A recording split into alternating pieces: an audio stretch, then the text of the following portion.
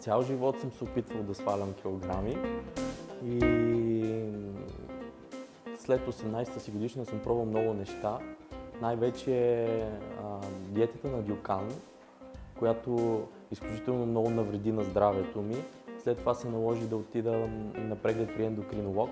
Но те килограмите винаги сваляха се и след това отново се вдигаха нагоре. Беше нищо притеснително, докато стигнах 90 и общо взето си свикнах да си живея на 90 кг. Но в един момент почнаха да растат, като миналата година си станаха 96. И тогава един приятел ми подаде сайта на Топформа. Направих си един такъв бърз тест. И съвсем така, без да имам вяра в това, което ще се случи, си поръчах едномесечен режим. Оказа, че през този едномесечен режим свалих 4 кг. Започнах да се храня малко по-организирано.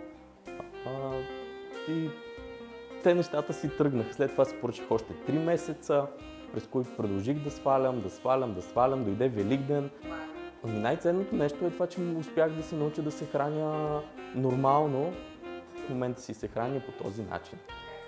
Без да усещам това сърцебиене, което го усещах преди, когато се храниш нездравословно, инсулина скача нагоре и предизвиква сърцебиене. Това вече го няма. Започнах да се храня с храни, които не познавах. Нахут, киноа, елда и се чувствам много щастлив.